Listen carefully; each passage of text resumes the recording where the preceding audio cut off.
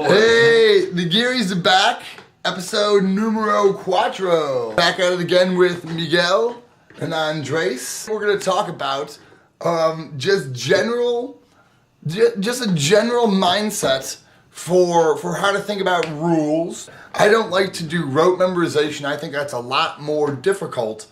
And then you have to memorize so many more things. So when I'm trying to think about grammar, is I try to more or less come up with a rule that I can apply to a lot of different situations rather than learning 1,001 different little things I have to memorize.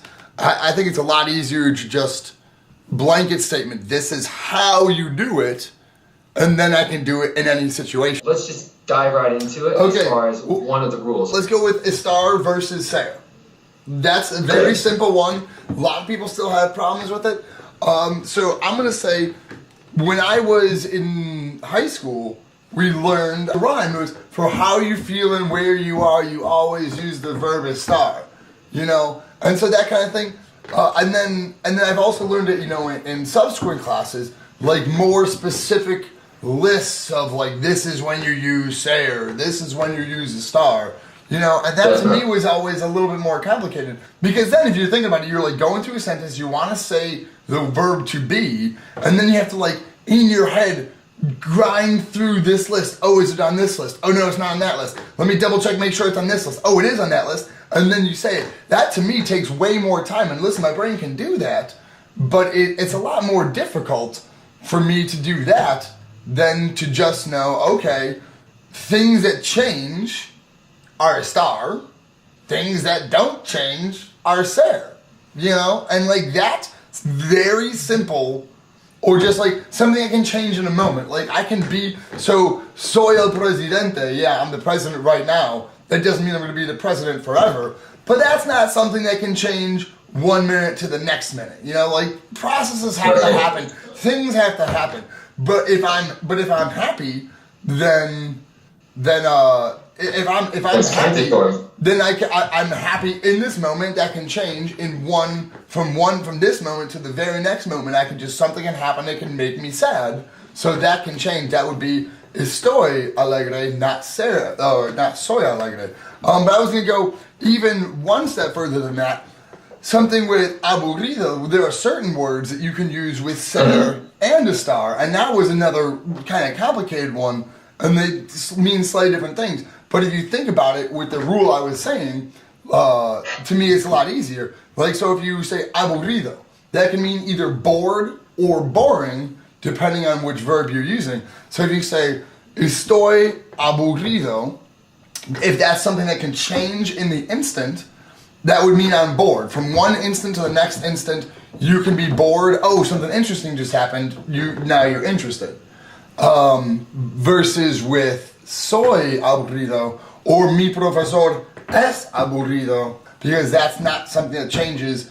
You're not going to be an interesting person, and then the next moment you're a boring person. That doesn't happen like that. So I think it's just that's one example of just like the way I think about it in rules rather than in lists of situations that I memorize. So I've had like the rules and the template for grammar structures and figuring out grammar, but we can also do that for vocabulary and specific words. So I'm going to pass it over to you, Andres, because I know this is something that we've talked about a lot. Let's just pretend that you don't really know how to say to hand out or to give out, right? Mm-hmm. Because frankly, you'll have lots of problems the whole time you're learning Spanish with phrasal verb translations. Yeah, when I say to hand out, to give out, then I instantly start that search. That's the second part of the trick. You have to be able to think of a more, shall we say, high register, highfalutin term, right? So like, instead of to hand out, every time you bump into a phrasal verb, then usually that's going to be a bit either colloquial or a less formal version. So generally speaking, there's going to be an alternative. Find that alternative. Most of the time you have your answer. So what's a different way to say to give out, hand out? That's like to distribute. Now we can apply more concrete rules, which is like we want to make a noun. Well, we know that tion, such as found in the suffix of distribution, is the equivalent of cion in Spanish. So we're going to say distribución.